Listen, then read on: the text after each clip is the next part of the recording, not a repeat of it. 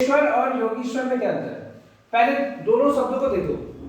योगेश्वर का क्या मतलब हो गया? बहुतों ने कहा भाई एक को हम कृष्ण बोलते हैं, वीडियो बनाना भाई यार, वीडियो तो ज्यादा अच्छी है, ठीक है, और दूसरे को हम क्या बोलते हैं? शिव।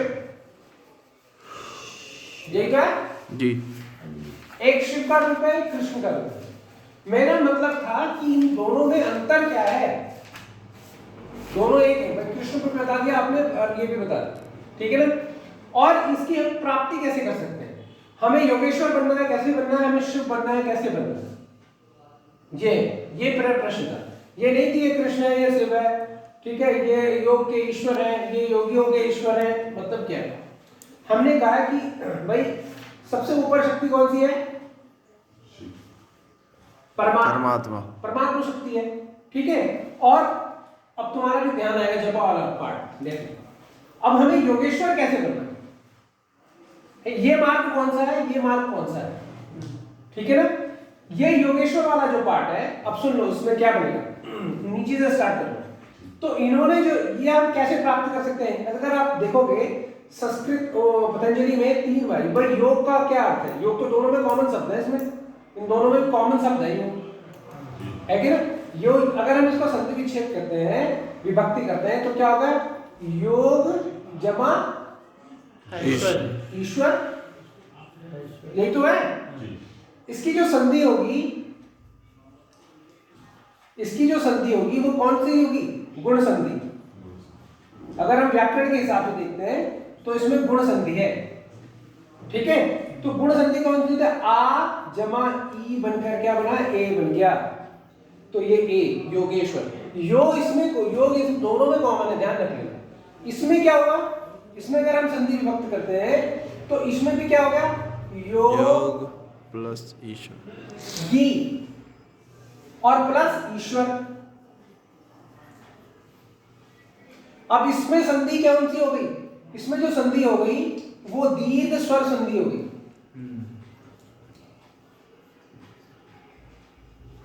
दीर्घ स्वर संधि है इसमें, क्योंकि जहां पर 2 ई मिलकर बन रहे हैं तो वो ई बन गया, तो ये संधि है योगी की। परंतु योग दोनों में कॉमन है, ध्यान रखना। अब हम इसको हमें कन्वर्जन कैसे, भाई आपने कहा अब और इसको हमें कन्वर्जन कैसे करना है? एक हमें योगेश्वर कैसे बनना है और योगीश्वर कैसे बनना है, ये भी हमें ध्यान रखना है। अब सुनो, जब हम योग की चर्चा करते हैं तो योग अगर हम पतंजलि व्याकरण की दृष्टि से पढ़ते हैं तो व्याकरण की दृष्टि से क्या पढ़ते हैं? योग 3 प्रकार से पता है, कौन कौन सा बताओ? योग युजुर समाधि, युजुर योगे, योगे है ना, और युज युज संयमने, समाधो, युज समाधो, युज संयमने, समाधो, ठीक, और युज संयम ने, संयम। ये 3 शब्द बताए थे। अब ये बताओ कि जो हम पतंजलि में जो पढ़ते हैं, जो पतंजलि हमारा योग है, उसमें इन तीनों में से किसका समावेश है? तीनों कलर है। युज समाधो, उसमें केवल समाधो है, समाधो, तो इसलिए दोनों समाधि पाद को पहले रखा है। और युज संयम में कहां आया? विभूति पाद में। विभूति में सही। ये कौन सा पाद है? पहले ये समाधि पाद में है, ठीक है। तो युज समाधो, उन्होंने योग को क्या बताया? पतंजलि ने बताया है योग समाधि, समाधि चित्त वृत्ति निरोध, ठीक है। उसमें समाधि पाद में तो है। अगर हम कहते हैं कि भाई चित्त की वृत्तियों का निरोध, वो किस पाद में? प्रथम पाद में। तो समाधि, योग क्या बताया? समाधि। तो कौन सी समाधि? संप्रज्ञात और असंप्रज्ञात। तो योग समाधि, समाधि चित्त वृत्ति निरोध, ये इसकी परिभाषा है योग की, अगर हम व्याकरण की दृष्टि से। तो यहां पर जो योग माना था वो समाधि माना है, युज समाधि। अब आ जाओ, और वो जो समाधि वाला पार्ट है वो यहां है।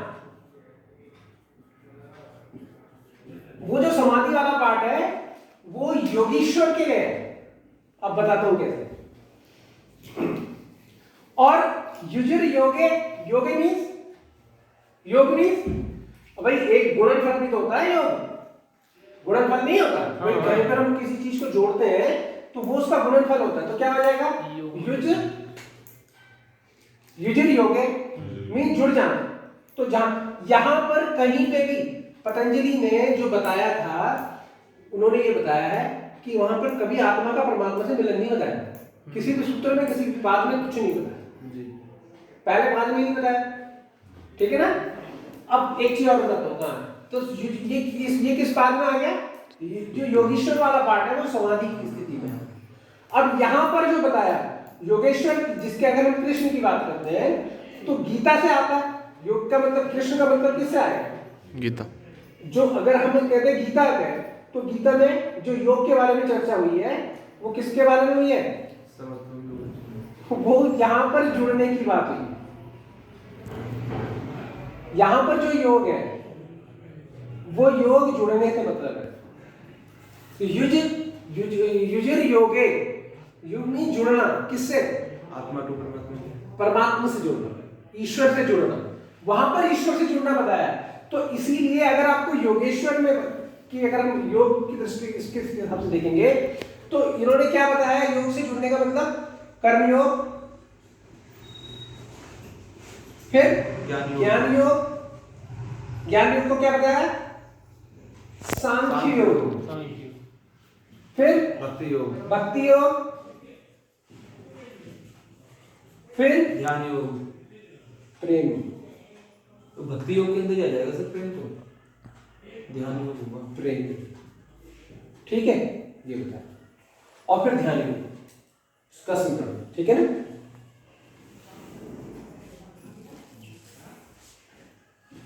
प्रभु का स्मरण करना, उनसे प्रेम करना, दोनों चीजों में अंतर है। मैं प्रभु का के प्रति समर्पित हूं, जैसे मीरा, जैसे मीरा, राधा, मीरा, रसखान, रहीम, मीरा, ये इनको प्राप्त, कृष्ण किसको प्राप्त हुए, इन्हीं को प्राप्त हुए। क्यों, प्रेम, प्रेम की वजह से, भक्ति की वजह से नहीं हुए, प्रेम की वजह से। सबरी, वो किसकी वजह से, प्रेम की वजह से, समर्पित होने की वजह से, ठीक है, समर्पित होने की वजह से इनको प्राप्त हुए। तो इसीलिए ये जो पथ है, जहां पर हमने कहा कि योग मीन्स जुड़ना, वो जुड़ना योगेश्वर है।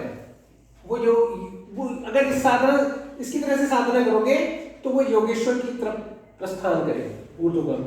तो इसीलिए कौन सा योग हो गया, कौन सी समाधि हो गई, योगेश्वर, सविकल्प। अरे विकल्प आपके सामने है ना, एक होता है निर्विकल्प, एक होता है सविचार, एक होता है निर्विचार। इसमें जो समाधि जो प्राप्त होगी उसमें कौन सी होगी, इसमें कह रहे हैं कि भाई जो भक्त मुझे भजेगा मैं उसको प्राप्त करूंगा। मींस वो स्वयं कह रहे हैं, भगवान कृष्ण योगेश्वर कह रहे हैं कि जो मुझे भजेगा तो मुझे ही भज, मुझको स्मरण कर, मुझे ही चिंतन कर, तो वो मुझे प्राप्त होने का मतलब क्या, पहले कर्म के ज्ञान के आ रहा, भक्ति के आ रहा, प्रेम के द्वारा वो योगेश्वर में परिवर्तित होगा। अब इधर आ जाओ, अब जो समाधि है वो ये वाला जो योगेश्वर वाला पार्ट है। अब ये क्या होगा, अब सुन लो, ये कैसे प्राप्त होगा, हठ योग, जाना तो इसमें भी वही है, हठ योग के द्वारा। फिर कौन से योग के द्वारा, मंत्र योग, लय योग, राज योग, ठीक है। फिर बताओ, कुंडलिनी योग,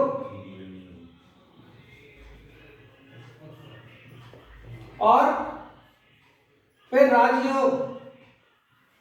अब सुनो, यहां पर उन्होंने साक्षात्कार कहा कि तुम मुझसे जुड़ जाओ, अपना स्वरूप दिखा दिया, सबको दिखा दिया, भाई मैं ही ईश्वर हूं, मेरे पे ही जुड़ना है सब कुछ। मीन उन्होंने बताया कि यहां पर जो जुड़ना है वो किससे है, परमात्मा से जुड़ना है। यहां पर जो बताया था वो युजिर योगे वाला पार्ट बताया, ठीक है। परंतु यहां पर इन्होंने क्या बताया, युजिर समाधि। अब यहां पर निर्विचार समाधि करनी है। हठ योग में क्या बताया, हठ योग में क्या है, ईड़ा और पिंगला को मान करो तब जाके मुझे प्राप्त करोगे, आत्मा के दर्शन होगा, कुंडलिनी जागृत होगी, कुंडलिनी जागृत होगी तो ये ऊपर की तरफ जाएगा। तो अगर आप इसमें स्वयं का अभ्यास, इन्होंने क्या बताया कि ये जो ज्ञाला पथ है, इसके साधक कौन बताए, शिव। शिव क्या करते हैं, अभ्यास करते हैं, आपने देखा होगा एक बार मेरे से प्रश्न पूछा कि मैंने कहा तुम किसका ध्यान करते हो, तो उन्होंने कहा जी मैं तो भगवान शिव का करता हूँ। तो मैंने कहा भगवान शिव किसका करते हैं, क्या मुझे भी होता तो अनादि काल करते होंगे, वो परमात्मा का करते होंगे, सुपर पावर का। तो मैंने कहा तुम भी उसी का कर लो, जिसका भगवान शिव कर रहे हैं तो तुम उसी का करो ना, तो उसमें तो वहां जाने की जरूरत ही नहीं पड़ेगी। तो इसका मतलब क्या है, अब ये किसका कर रहे हैं, ध्यान देना, ये दोनों स्मरण किसका कर रहे हैं, परम ब्रह्म का। अरे ओम। ओम। हाँ, अक्षरों का परम संयोग। एक ही तो बताया, इन्होंने क्या बताया कि ये दोनों चीजें किस पे, तस्य वाचकः प्रणवः। भाई ईश्वर का वाचक कौन है, इन दोनों का वाचक कौन है, हम ईश्वर को परमात्मा को किस शब्द से पुकारेंगे, ओ तस्य वाचकः प्रणवः, उसमें लिखा ही तो है, ठीक है ना। तो ये चीजें हैं, इसीलिए इन दोनों में क्या है कि एक इस हिसाब से चलेगा, कर्म योग, ज्ञान योग, भक्ति योग, प्रेम योग। इसके बाद में जो जो उस पद पे चलेगा वो योगेश्वर में कन्वर्ट हो जाएगा।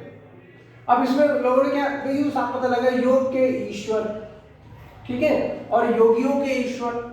हमने इसका मतलब नहीं पूछा कि इसका विच्छेद करके बताओ, इसका मतलब है कि इसको कैसे प्राप्त कर सकते हैं और इसको कैसे प्राप्त कर सकते हैं।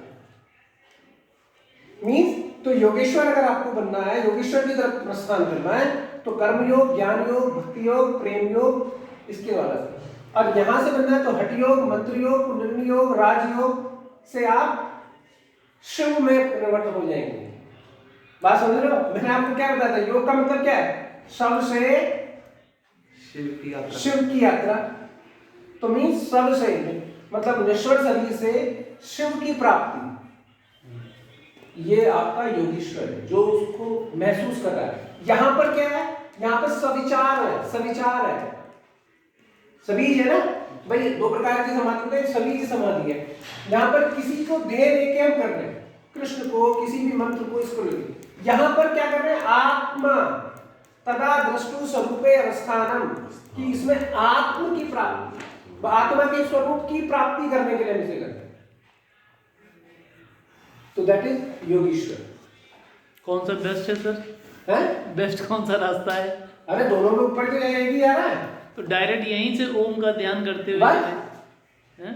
आप एक तत्व ब्रह्म जो है ओम निराकार। अब इन्होंने भी यही कहा, जो मंत्र योग उन्होंने बताया था, तो उन्होंने क्या कहा, भाई हमें ईश्वर को क्या नहीं बढ़ाते, उन्होंने कहा मुझे तो बच सकता है तो ओमकार बिंदु संयुक्त, तो एक ओम से ही मुझे स्मरण कर सकते।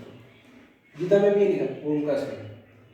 उन्होंने ये नहीं कहा कि मुझे तुम कृष्ण के रूप में देखो, मुझे तुम बलराम के रूप में देखो, मुझे तुम शिव के रूप में देखो, उन्होंने कहा ओम के रूप में देखो। ओम, यहां पे भी ओम बता, तस्य वाचकः प्रणवः, ईश्वर जो है, ठीक है। हाँ जी, किसी